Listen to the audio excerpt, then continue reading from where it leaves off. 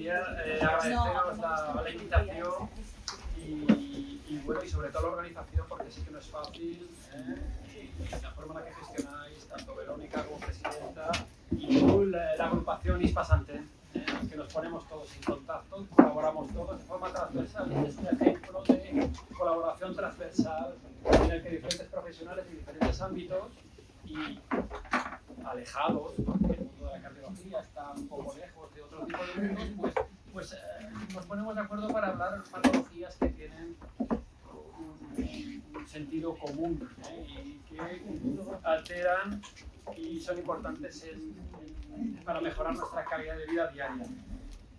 Bueno, mi tema es el sueño del corazón.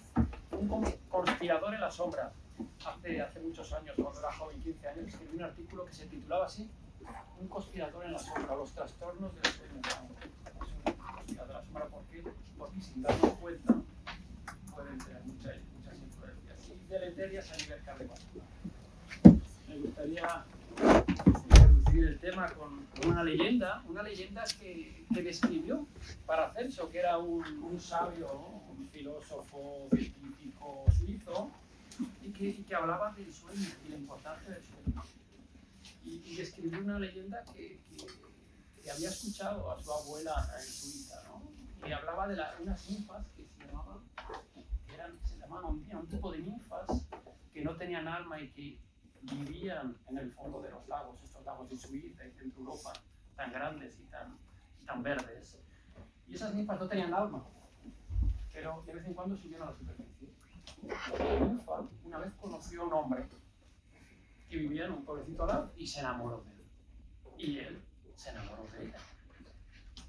¿Cuál era la ventaja que tenía la ninfa? Que las ninfas viven eternamente, pero no tienen alma. Y el hombre no vive eternamente, pero tiene alma. Y de esta manera los dos hicieron una pareja, la verdad es que es súper interesante. Y vivieron muchos años, pero desafortunadamente nuestra ninfa, descubrió que su hombre era infiel. Y le dijo: te vas a enterar.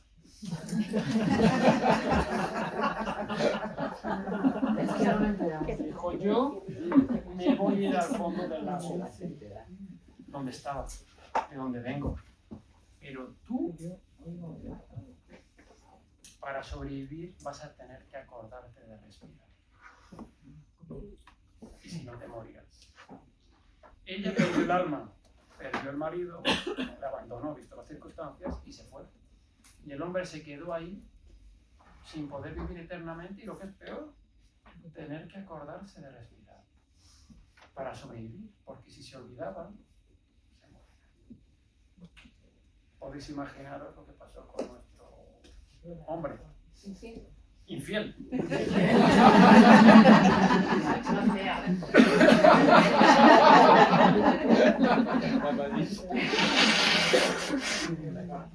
La verdad es que esta historia yo la descubrí leyendo a las 3 de la mañana cuando era residente de cuidados intensivos. Yo estaba de guardia y tenía una paciente que había ingresado. Estaba hablando con ella y luego se relajaba la mujer y en ese momento cogía y hacía una parada respiratoria y luego hacía una parada cardíaca.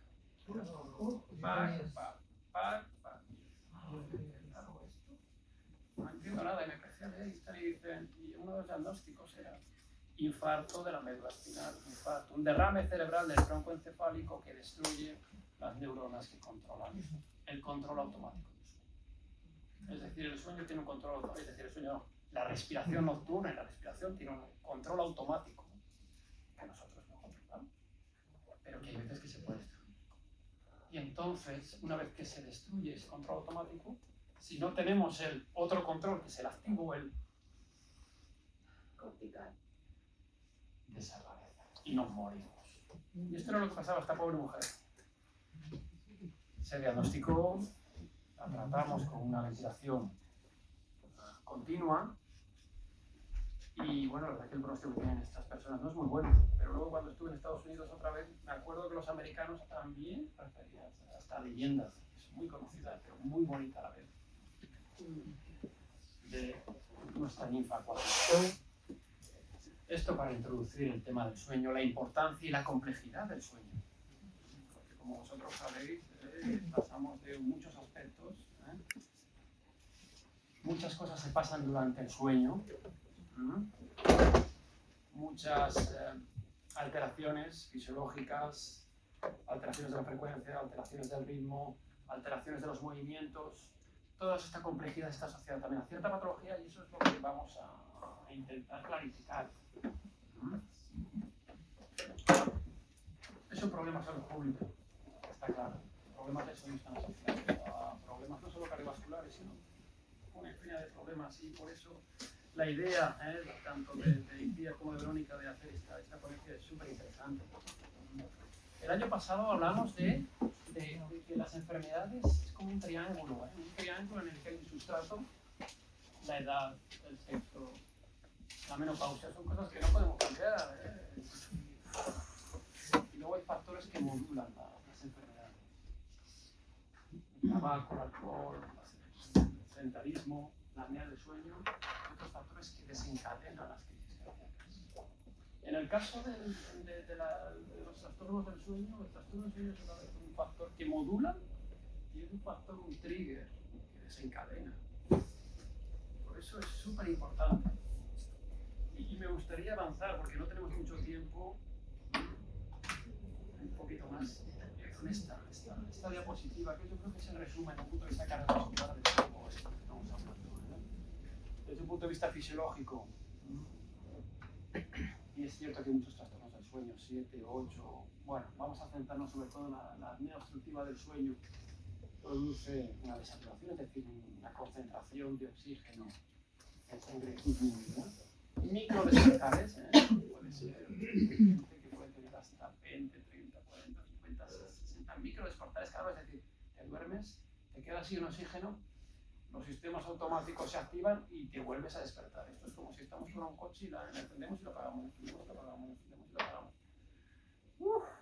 Podéis imaginaros que eso genera un estrés a nivel global, sin describir uno u otro, de forma increíble. Los cambios en las presiones intratorácicas, intracardíacas, activación de una cascada de factores proinflamatorios, modificación del sistema de inervación cardíaca, del sistema de inervación sistémico general. Si esto continúa progresando, se modifica lo que es la vasculatura, ¿no? La reacción de los vasos periféricos y la reacción de los vasos a las diferentes cosas que van a ocurrir luego a lo largo del día. Todo esto junto puede progresar a un estado de lo que nosotros llamamos hipercoagulabilidad, desde la posibilidad de hacer eventos vasculares, un derrame cerebral, un infarto.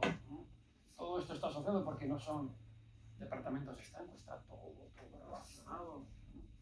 Un estado proinflamatorio, sistémico que nos induce, nos promueve, nos expone a generar o a sufrir otro tipo de enfermedades. Y no solo cardíacas, sino muchos otro tipo de enfermedades. Estrés oxidativo, que está muy relacionado con los problemas cardiovasculares, y una disregulación metabólica, obesidad, diabetes, hipertensión. Todo es un círculo vicioso. En resumen, nosotros cuando vemos a los pacientes, les vemos muy tarde, ya no hacemos cero. El paciente que viene a mi consulta muchas veces ya lleva años, y claro, hacemos el diagnóstico de hipertensión, donde hay un origen y un trigger, como hemos dicho antes, factor modulador y factores desencadenantes desde hace años ya. Y nosotros que diagnosticamos hipertensión, pero ¿cuál es el origen? Obviamente hay que evaluar todo esto. Yo siempre pregunto cuando estamos, ¿usted cómo duerme? Y en ese momento es un wow. Por no decir usted cómo come. Y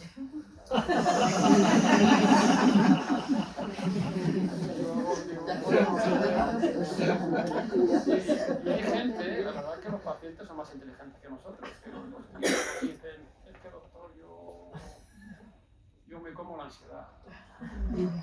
Porque estás comiendo, tienes ansiedad todo el día, llegas a casa y te calmas. Pero esa calma dura unos minutos, luego vuelve otra vez. Y luego es un círculo precioso de ansiedad, estrés, tac, hiper, arritmias cardíacas. Todos estos factores que predisponen, que nos envían hacia arritmias cardíacas. Yo veo, hay un efecto increíble entre apnea del sueño y arritmias. Encender y apagar el motor cardíaco, pánico respiratorio 60 veces por hora. Eso es un trigger de repolarización, de alteraciones de la repolarización, de alteraciones de inestabilidad eléctrica que nos inducen arritmias cardíacas. Una vez que corregimos la apnea del sueño, las arritmias disminuyen. No nos engañemos, está todo esto relacionado con el peso. Si no controlamos el peso, es muy difícil de controlar estas cosas, pero muchas veces también trastornos del sueño generan un estado de estrés, comemos, obesidad. Es todo un círculo vicioso. Infartos, derrames cerebrales, insuficiencia cardíaca. Es decir, esto es un círculo. Nosotros vemos al final, pero hay que centrarse en el inicio, ¿no? Y evaluarlo todo en conjunto. Si no, un cardiólogo solo es imposible que solucione todos estos problemas. Y por eso necesitamos la ayuda del resto de compañeros que tenemos aquí. Mis compañeros han hablado ya de todas las cosas que ocurren y por la noche no lo hemos dicho, ocurren muchas cosas. Frecuencia alta, frecuencia baja, dependiendo de actividad, hiperactividad simpática, parasimpática. Ocurren una cantidad de cosas increíbles. Ya hemos dicho, tanto dormir, el efecto del sueño es como ENU. Dormir poco no es bueno, dormir mucho tampoco es bueno. Los factores que están asociados uno a otro son variables. Calidad mala de sueño se asocia a aterosclerosis, la probabilidad de hacer un infarto, tener un sueño regular se asocia a menos eventos cardiovasculares.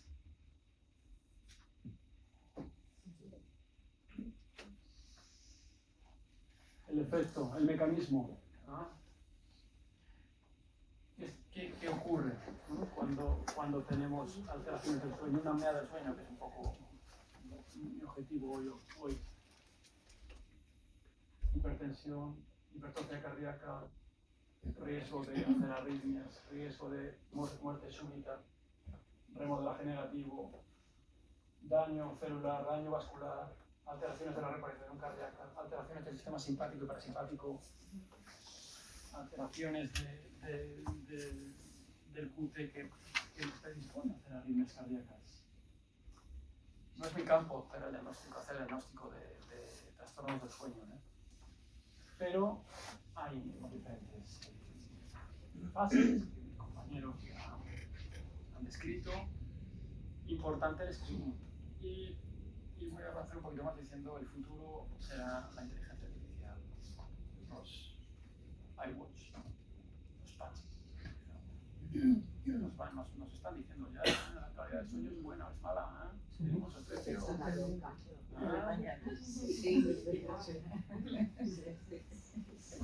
No va a ser el futuro para todos, pero es una forma de tomar conciencia. Tomar conciencia, ayudarnos a decir, has dormido 6 horas solo.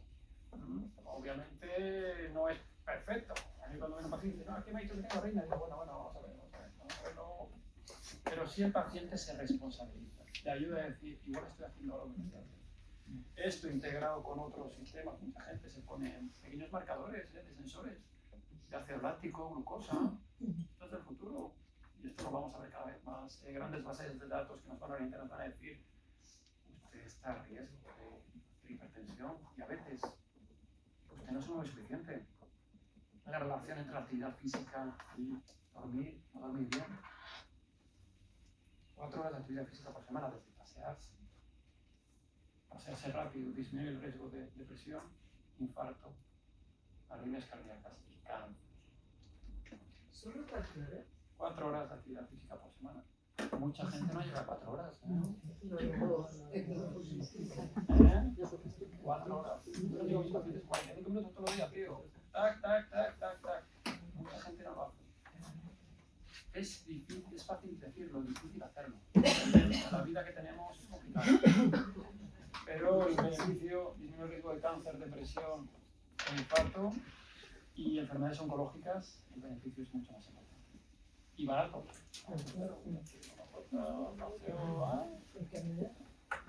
Caminar a paso ligero, ¿vale? El mecanismo que ocurre cuando tenemos una apnea del sueño, la lengua cae para abajo, el canal se obstruye y hacemos esfuerzos durante el sueño para respirar. El motor se activa y no llega el oxígeno, está saturado.